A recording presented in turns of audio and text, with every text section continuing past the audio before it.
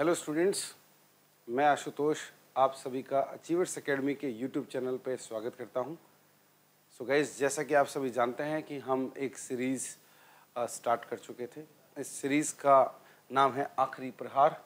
हम इस सीरीज़ के अंदर CHSL एग्ज़ाम 2021 की प्रिपरेशन कर रहे हैं, आखिरी प्रहार कर रहे हैं ताकि आप अपने एग्ज़ाम के अंदर बेहतरीन परफॉर्मेंस दे सकें।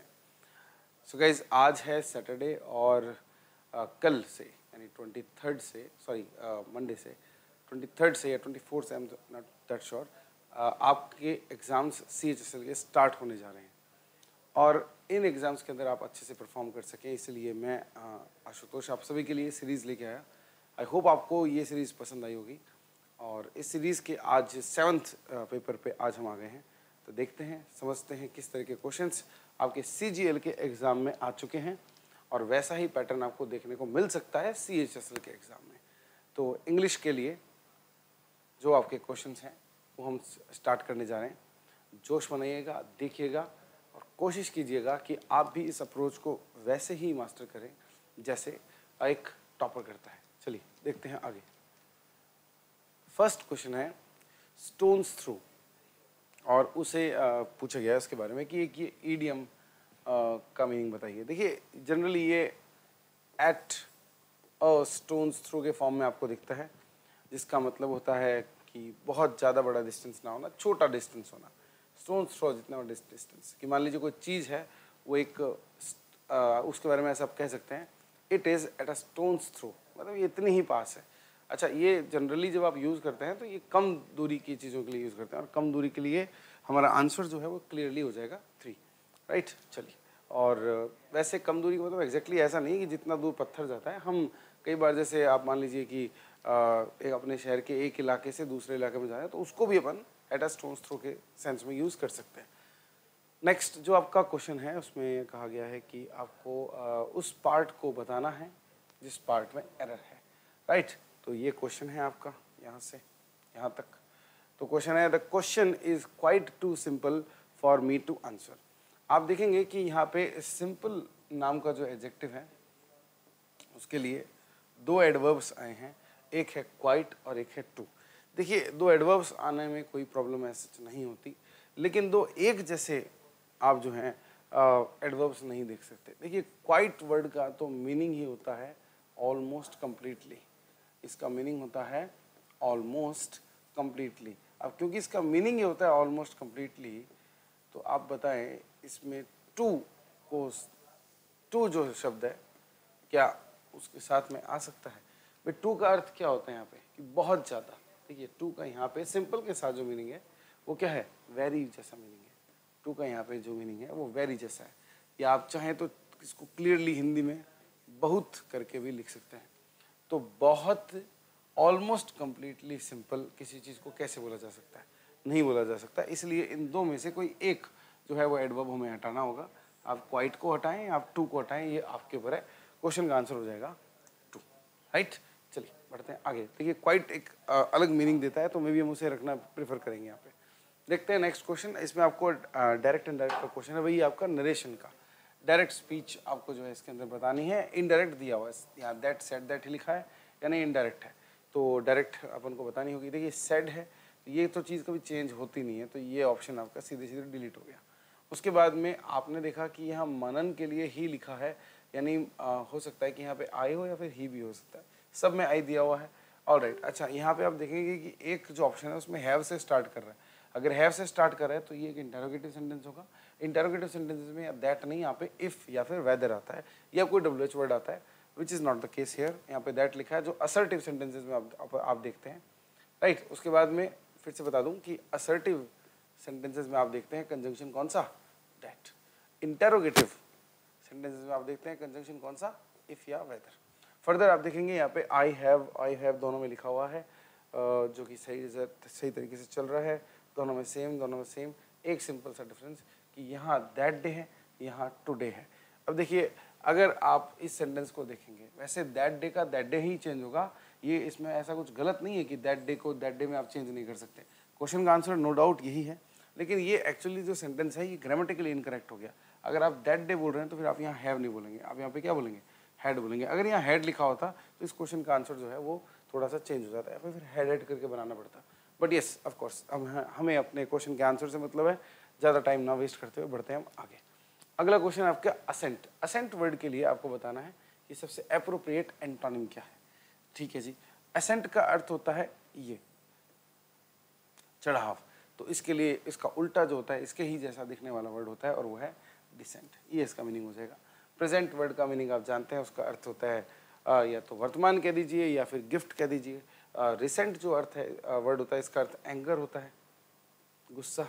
और पेटेंट तो भाई वो जो ऑफिशियल परमिशन या ऑफिशियल राइट होता है आपके पास में, उसको अपन कहते हैं पेटेंट, कि भई उसने पेटेंट करा लिया, ऑफिशियल राइट, कि उसने अपनी इस टेक्नोलॉजी को पेटेंट करा लिया, राइट। तो बिजनेस में सुनने को मिलता है वर्ड ये। अगला देखते हैं वर्ड है आपका study of insects. Study of insects आप अगर प्रिपरेशन कर रहे हैं तो आप 1 मिनट में आंसर देंगे। एंटोमोलॉजी होता है, बिल्कुल। बायोलॉजी तो अपन जीवों की यानी कि क्रिएचर्स की जो स्टडी है, क्रिएचर्स की स्टडी को बोलते हैं बायोलॉजी। जियोलॉजी जो है वो अर्थ वगैरह के बारे में है, राइट। और इकोलॉजी जो होता है वो होता है प्लांट्स प्लस ह्यूमन का जो रिलेशन है उस पर बेस्ड जो आपका सब्जेक्ट है उसको अपन इकोलॉजी कहते हैं। तो हमें तो इंसेक्ट पूछा गया था तो वो हमारा आंसर हो जाएगा। सॉल्म आपका अगला वर्ड है, इसका अर्थ ना ब्रेव एंड डिग्निफाइड होता है गाइस, इसका अर्थ होता है ब्रेव एंड डिग्निफाइड, और ये आपको क्लियर यहाँ पे दिख रहा है, सिनोनिम भी पूछा हुआ है, यस। तो डिग्निफाइड इसका आंसर हो जाएगा। फ्रिवलस का अर्थ होता है बहुत ज़्यादा, बहुत कम इंपॉर्टेंस वाला, और वही वर्ड होता है आपका ट्रिवियल भी। एक्साइटेड का मतलब होता है फुल ऑफ एक्साइटमेंट, और सॉल्व के अंदर ऐसा कुछ मीनिंग नहीं होता कि एक्साइटेड भी होता है ये पर्सन, इस कारण से हम एक्साइटेड इसका आंसर नहीं मानेंगे। बढ़ते हैं आगे। अच्छा, इसमें थोड़ा सा टाइपिंग में प्रॉब्लम थी तो मैंने आपके लिए क्लियर कर दिया है कि the old lady needed love and care beyond money आपका क्वेश्चन है। ऊपर जो है वो इंस्ट्रक्शंस लिखे हैं। इंस्ट्रक्शन क्या है वो भी आप जानते हैं कि ये अंडरलाइंड पार्ट है। इस अंडरलाइंड पार्ट में आपको क्या करना होगा, आपको बताना होगा कि इसकी जगह कुछ और आ सकता है या फिर ये सही है। तो जो सेंटेंस है उसमें बियॉन्ड का गाइस ऐसा कोई मीनिंग आ नहीं रहा है। बियॉन्ड का जो मीनिंग होता है वो होता है के आगे, बियॉन्ड का मीनिंग होता है के आगे। तो भाई मनी के आगे ओल्ड लेडी जो है उसको क्या चाहिए था, प्यार और केयर, यानी कि प्यार एंड केयर ही बोलेंगे, तो क्या बोले केयर को, परवाह चाहिए थी। देखिए तो गाइज यहाँ पे के आगे का कोई सेंस नहीं बैठता, इसलिए बियॉन्ड आप काट सकते हैं, ये आपका हट जाएगा ऑप्शन। अच्छा एक मिनट ना, उसको बिसाइड तो होगा नहीं गाइस, बिसाइड तो ये प्रीपोजिशन होती है नेक्स्ट टू के लिए, मतलब एक चीज़ अगर किसी चीज़ के पास में है तो वहाँ पे अपन बिसाइड का यूज़ करते हैं, राइट। अगर 2 ऑब्जेक्ट्स हैं, मान लीजिए कि हॉस्पिटल है और इस हॉस्पिटल के पास में एक ऐसे कार रिपेयरिंग शॉप है और इस तरफ भी एक क्या है, कार रिपेयरिंग शॉप है, तो अपन कह सकते हैं there are car repairing shops beside the hospital, ठीक है ना। तो आप बिसाइड बोल सकते हैं दोनों के लिए, इसके लिए बोलो या इसके लिए बोलो, बात एक ही है। नेक्स्ट टू इसका मीनिंग होता है नेक्स्ट टू। तो यहाँ पे ऐसा तो है नहीं पोजीशन की बात कर रहे हो कि भाई लव एंड केयर नाम की 2 चीज़ें रखी हुई हैं, उनको पैसा के पास और रख दो, which is not the case. तो ये बिसाइड्स इसका आंसर जो है वो करेक्ट हो जाएगा भाई, बिसाइड्स हो जाएगा कि के अलावा। बिसाइड्स का मीनिंग क्या होता है, के अलावा, कि प्यार और केयर के अलावा उसको क्या चाहिए, मनी चाहिए, राइट। कि उसको क्या चाहिए, या फिर ऐसे बोलना चाहिए मनी के अलावा उनको प्यार और क्या चाहिए, केयर चाहिए। तो बिसाइड्स इसका आंसर हो जाएगा। बीनीथ का अर्थ होता है के नीचे, अगर कोई चीज़ किसी चीज़ के नीचे कवर्ड हो जाए, लेट्स से ये बॉल है, ये इस बॉल के ऊपर आपने कपड़ा डाल दिया है, राइट। तो ये जो बॉल है, the ball is beneath the cloth. तो क्लॉथ के नीचे अगर आप कह दीजिए बॉल है तो आप बोल देंगे the ball is beneath the cloth. ऊपर हो और कवर्ड हो, याद रखें, ऊपर हो और कवर्ड हो, उसके लिए आप यूज करते हैं बीनीथ का। आई होप आपको समझ में आया होगा। Let me know if you do not get it. चलिए बढ़ते हैं आगे। The Smiths have put up a huge Christmas tree. आपको पैसिव वॉइस बताना है इसका। जब भी पैसिव वॉइस देखें आप फटाफट से इस जगह देख लिया करिए, वर्ब वाले पार्ट में। हैव पुट, हैव के साथ third form have been put को ढूंढना स्टार्ट कर दो आप, और वो हैज़ भी हो सकता है। ओके तो यहाँ पे वॉज नहीं है, इज़ नहीं है, इज़ पुट नहीं होगा, हैज़ बीन पुट, ये आपका आंसर हो गया। सोचना ही नहीं है, इतनी देर में ये फटाफट से हो जाते हैं। Preeti invited Ritu for a party. Preeti invited Ritu, ये सब्जेक्ट, ये ऑब्जेक्ट, ये वर्ब। बाकी का एक्स्ट्रा इन्फॉर्मेशन, ये होगी एक्स्ट्रा इन्फॉर्मेशन। अब ये ऋतु आ जाएगा स्टार्ट में, ये V2 में दिया हुआ है, चेंज हो जाएगा वॉज वर प्लस V3 में, चेंज हो जाएगा वॉज वर प्लस V3। बाकी अब तक शायद आपने आंसर अपना डिसाइड कर ही लिया होगा। इतनी देर में लिख रहा हूँ मैं यहाँ पे, ये रहा वॉज इन्वाइटेड, ये रहा वॉज इन्वाइटेड, तो बाकी दोनों को काट दो पहले। उसके बाद में ऋतु किस में पहले, ऋतु इसमें पहले, ये आपका आंसर हो गया, खत्म। इतनी सी बात है। ऑब्जेक्ट सब्जेक्ट बनता है भाई, ऑब्जेक्ट सब्जेक्ट बनता है। छोटे छोटे रूल्स आप बार बार उनको अगर दोहराएंगे तो गाइज आपके लिए ये क्वेश्चन एक बिल्कुल केक वॉक की तरह है, बिल्कुल बड़े आराम से आप इसको कर सकते हैं, इजी बीजी। चलिए देखते हैं अगला वर्ड है क्लेंच। क्लेंच एक ऐसा वर्ड है जिसको आप देख के ज़्यादा अच्छा समझ पाएंगे। क्लेंच का मीनिंग होता है, देखिए जैसे ये हाथ है, ये मेरा हाथ है और मैं अगर ऐसे मुट्ठी बंद कर लेता हूँ तो आई हैव क्लेंच, राइट। मैंने क्या बोला, आई हैव क्लेंच्ड। और ये सेम चीज़ आप दांतों के लिए भी यूज़ कर सकते हैं। अपन कई बार दांत भींचते हैं, जिसको दांत भींचना जो होता है ना, उसको हम बोलते हैं क्लेंच। इस तरीके से जो दांत को भींचा जाता है तो इसको अपन कहते हैं क्या, क्लेंच। अब इसका आपको एंटोनिम बताना है, तो इसका पहला ही जो वर्ड है उसको देखिए। पहला वर्ड है इसका रिलैक्स। रिलैक्स का मतलब होता है छोड़ देना, मतलब किसी चीज़ को आराम वाली सिचुएशन में डाल देना। तो फिर तो ये तो रिलैक्स इसका एंटोनिम हो गया क्लियरली। क्लैस्प जो होता है और होल्ड का अर्थ होता है पकड़ना, जो कहीं ना कहीं किसकी तरह, क्लेंच की तरह ही है। अच्छा, होल्ड कर पकड़ना होता है। क्लैस्प का मीनिंग भी क्या होता है, थोड़ा टाइटली पकड़ना। और टाइट मतलब एक तरीके से आप कह सकते हैं कि होल्ड प्लस टाइट कर दो तो वो क्या बन जाता है, क्लैस्प बन जाता है। ये इनमें ये रिलेशन हो रहा है, ये लो। तो आई होप समझ में आया होगा। देखते हैं अगला। Your eldest sister lives in a big city, does she. आपको यहाँ पे क्वेश्चन टैग बताना है। देखिए क्वेश्चन टैग जो है वो गलत है, सॉरी बताना नहीं है, आपको एरर बताना है। तो एरर जो है इसका ये क्वेश्चन टैग गलत है। आप यहाँ पे लिव्स जरूर यूज़ कर रहे हैं, जिसके लिए डज ही आना चाहिए, लेकिन जस्ट अ मिनट, हाँ एरर का क्वेश्चन है। तो इसके अंदर ये क्योंकि एक पॉजिटिव सेंटेंस है तो आपको क्वेश्चन टैग जो है वो नेगेटिव बनेगा, तो डजंट इसका आंसर हो जाएगा, डजंट शी। देखते हैं next. There is a very little time for them to prepare for the show. ठीक है, there is a very little time for them to prepare for the show. Fine, तो आपको बताना है इसके अंदर एरर कहाँ है। ओके, तो ये टाइम जो है आपका गाइज एक अनकाउंटेबल नाउन होता है, और इससे पहले ये जो ए आर्टिकल है ये पॉसिबल नहीं है। आप जब आर्टिकल्स पढ़ते हैं तो प्रोबेबली रूल नंबर 2 ही जो आप पढ़ते हैं वो सबसे पहले, सबसे दूसरा जो रूल होता है, सॉरी रूल नंबर 2 जो है वो आपका होता है कि एक अनकाउंटेबल नाउन से पहले ए और एन का यूज़ ना किया जाए। तो इस क्वेश्चन का आंसर हो जाएगा ये। फर्दर हम देखते हैं, बिल्कुल यहाँ वेरी और लिटिल में कोई दिक्कत नहीं है, राइट, वेरी और लिटिल में कोई दिक्कत नहीं है। और just a minute, there is a little time for them, अच्छा for them to prepare for the, अच्छा एक ये भी तो सिचुएशन हो सकती है, सॉरी अ लिटिल भी तो एक अलग से अपने आप में डिटर्मिनर होता है जो अनकाउंटेबल के लिए आ सकता है। हाँ दैट वे ये सही भी हो सकता है, यस दैट वे सही हो सकता है, लेकिन फिर इसमें अपन वेरी को नहीं यूज़ करते हैं क्योंकि ऑलरेडी इसका अर्थ होता है क्या, थोड़ा, और थोड़े के लिए बहुत थोड़ा बनाने के लिए फिर अपने पास में लिटिल होता है, राइट, जो ना के बराबर जो थोड़ा होता है। तो इसमें या तो आप या क्या करते हैं इसको छोटा टाइम तो बोलेंगे नहीं ना, ओके यस, तो इसमें ए सही है गाइस, सॉरी ए सही है, ये वेरी जो है ये नहीं होगा यहाँ पे क्योंकि अ लिटिल जो है वो अपने आप में सही होता है। देखते हैं नेक्स्ट, आइए देखिए next. I imagine you have learned a valuable lesson from this experience, didn't you. तो देखिए यहाँ पे ये क्वेश्चन टैग जो है वो दिया गया है, तो आप समझिएगा कि ये पे यहाँ पे हम जो क्वेश्चन टैग है वो इस पर्सन के एक्शन की बात कर रहे हैं, यू हैवंट लर्नड। तो ये जो हैवंट सॉरी हैव लर्नड के लिए आप जो क्वेश्चन टैग बनाएंगे वो बनेगा कौन सा, हैवंट, और फिर यू, जो आप यहाँ पे ऑप्शन में देख रहे हैं नंबर 4 में, ये आपका आंसर हो गया। देखते हैं नेक्स्ट, कैसे बनाते हैं वो आपको पता ही होगा, यस चलिए मैं बता देता हूँ फिर से। जैसे देखिए जो आपके सेंटेंस की मेन वर्ब है, उस मेन वर्ब का फर्स्ट जो आपका जो हेल्पिंग वर्ब है वो ले लीजिए।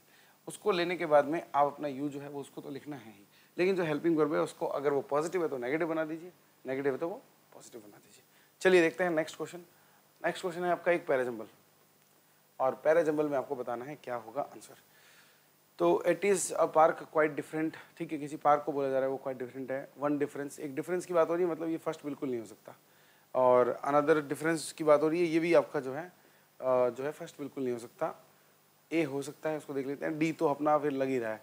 अ new park called Bharat Darshan, बिल्कुल ये देखिए हम यहाँ पे जैसे ही किसी चीज़ को बोल देते हैं अ न्यू पार्क, अब न्यू बोल ही दिया आपने तो ये एक इंट्रोडक्शन है, यानी हम कहीं ना कहीं मान सकते हैं डी जो है वो हमारा फर्स्ट पार्ट है, ठीक है।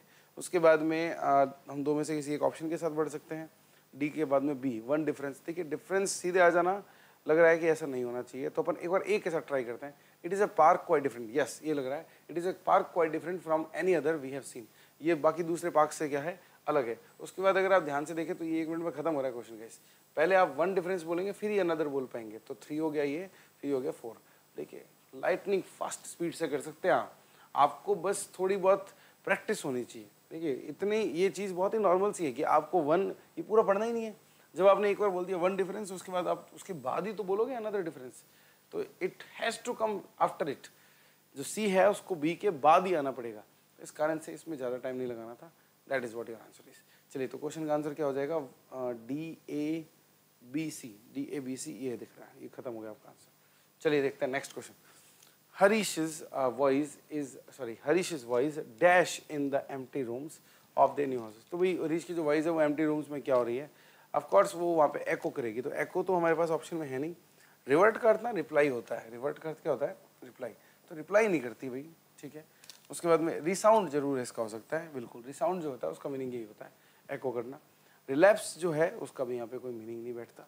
रिजोर्ट का मीनिंग तो होता है कोई काम चलाना है और किसी चीज़ से कोई मतलब कहते हैं ना काम चलाते हुए किसी तरीके से बचा लेना एक बुरी सिचुएशन को, राइट। तो यहाँ पे वो कोई मीनिंग नहीं हो रहा। रिसाउंड जो है इसका सीधा सीधा आंसर हो जाएगा। चलिए देखते हैं नेक्स्ट क्वेश्चन।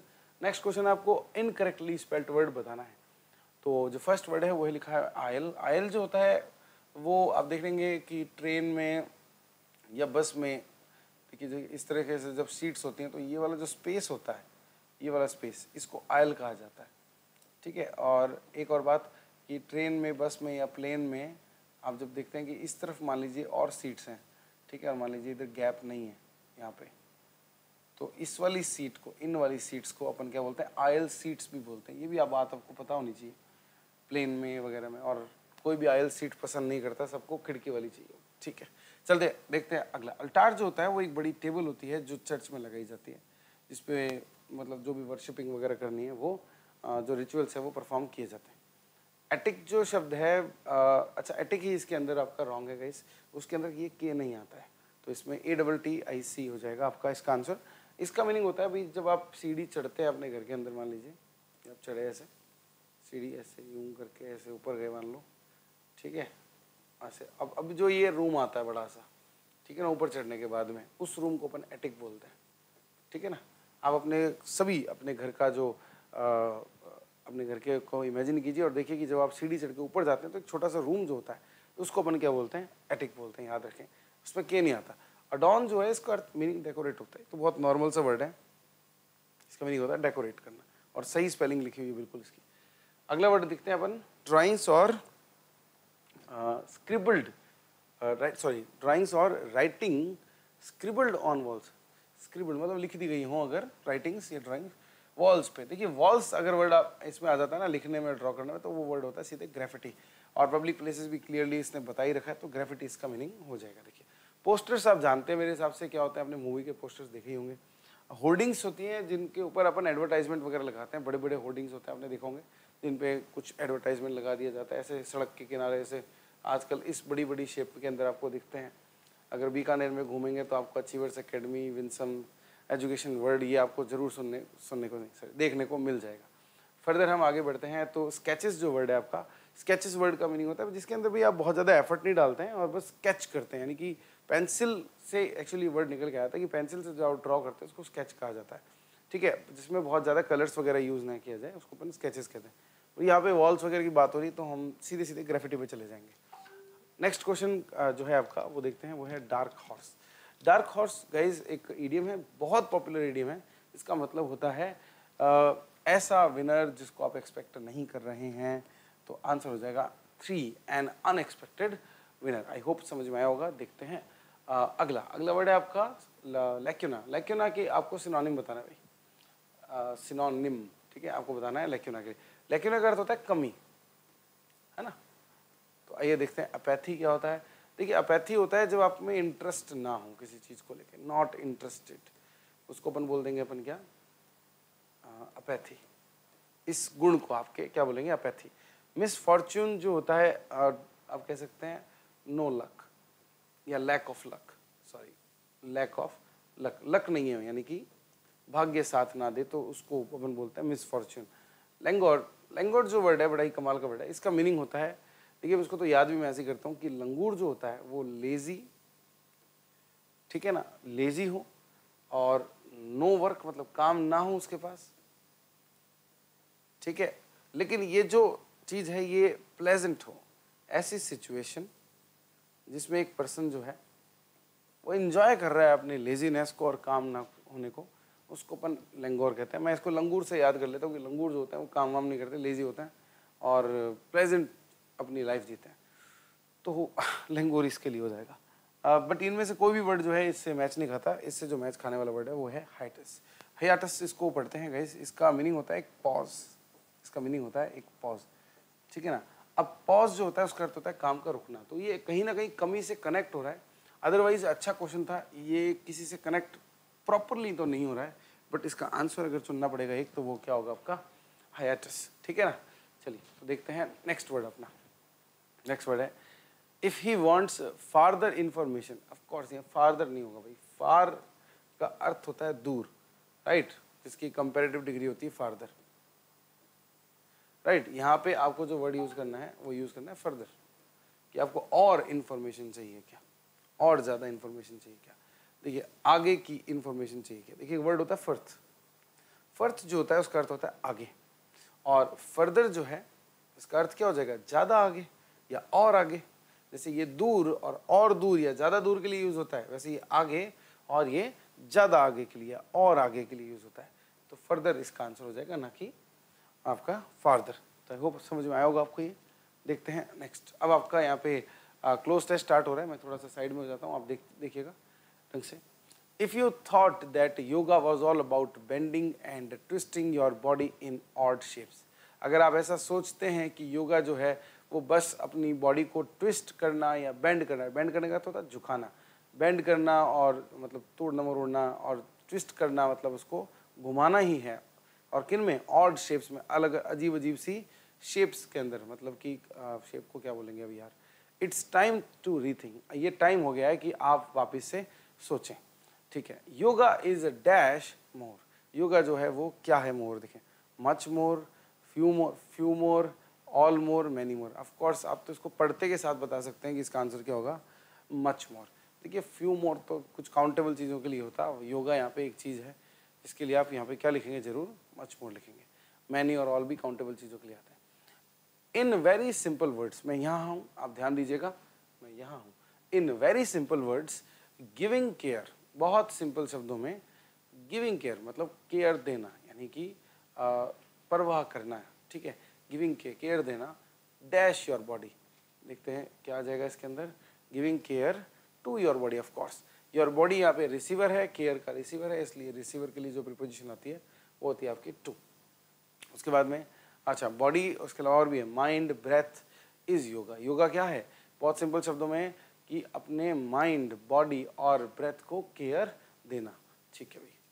उसके बाद में डिराइव्ड, डिराइव्ड डैश, देखिए एक बार देख लेते हैं, डिराइव्ड डैश, डिराइव के साथ देखिए ऑफ कोर्स सीधी सी बात है, फ्रॉम प्रीपोजिशन आती है, आगे बढ़ना ही क्या है, 1 मिनट में हो जाएगा।